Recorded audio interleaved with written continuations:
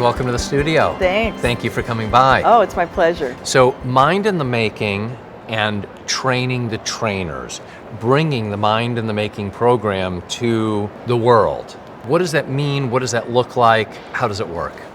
Well, what we do is we invite communities, states, early childhood systems, elementary education, all different factors of the communities together to really create a surround strategy so that the stakeholders are involved and create a common language around the 7 life skills and understanding the brain science and the importance of executive functions. Who contacts whom? Do you reach out to the communities? Do they find you? And how does that work? It varies how we develop our partnerships. A lot of people will come to us and have nice systems in place and they're really ready for something to implement. And then some we reach out to that we hear about that are being innovative and progressive and have the right players at the table and can scaffold their resources to really make a big difference. Are there different levels of readiness? Are there different levels of where the communities are at, maybe that difference between aspiration and actuality, and how do you need to evolve what you discuss with them based on where they are? There's not a real strict criterion, but we really look at the factors that are most important to us, which is cross-sector collaboration, so that it's not just within early childhood or just elementary ed, but that lots of different people come together to make the difference. So we could work with law enforcement, museums, mental health, families, so the whole gamut of the community comes together. That's the number one thing that we really look at, and that people are ready for it, and they're ready to engage families in new ways. The way that we implement is that Mind in the Making kind of levels the playing field and gives states and communities something to actually do together. A lot of communities will come and meet and talk about the issues, and they want to work together, but there's not one common thing that they can do.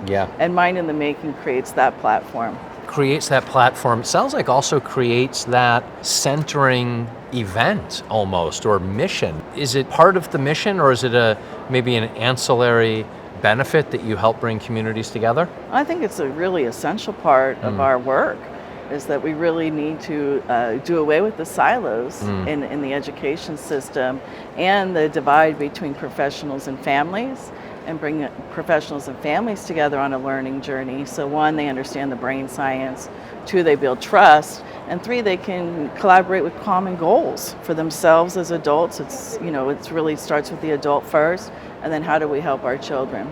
How do people react to the brain science? And are they interested in the brain science, or do they want to know, but how do you translate that into something actionable that I can really do with my kid right now, or with the environment where I'm teaching right now? Yeah, it's both. It's both. People love the science and they feel very, very empowered by it. So it is about the science, but the way that we have the learning journey set up is we start with the adult, we talk about the life skill, we share the science, and then we have 2 big paradigms that we're trying to shift among people. One is that you can't set a goal for somebody else, you can only set a goal for yourself. And so through the process, the adults going through the training and the learning journey who are going to bring it back to their communities set goals for themselves around their own life skills, and then they learn to set a goal for themselves and how they're going to promote it in children. And that's where the research to action takes place. So we know things that they could do to promote executive function, we know things that we can do to promote executive function tied to the life skills in Mind in the Making, and then they get to decide, how am I going to use this information for myself, and then for myself and how I'm going to influence children. And you touched on this a little bit, but you work with different sectors, don't you? Tell me about the different sectors that you work with, and why is the sector work important? The sector work is really about the surround strategy, so that Mind in the Making doesn't just become another program, but that actually it becomes a common language, a common priority, and it gives people things that they can do together to build the common understanding of good child development and the impact that the adult has on the child. Now, I know you love all of your children equally, so I'm not asking you to pick favorites, but is there an example that comes to mind of maybe some training or an area where you've helped implement the program recently that would help me understand and see what you're talking about? Yeah, I think one of the really unique things about Mind in the Making is a way to engage families. And a lot of early childhood programs and schools have challenges with that because families have changed or because there's lack of time or whatever it is. How do we get families really engaged in the process? So a lot of communities are using Mind in the Making as a family engagement strategy. One of our really huge successes that just came to an end and they hope to carry on was Providence, Rhode Island. They got several $1 million from the Department of Education. Wow. Using Mind in the Making as a family engagement strategy.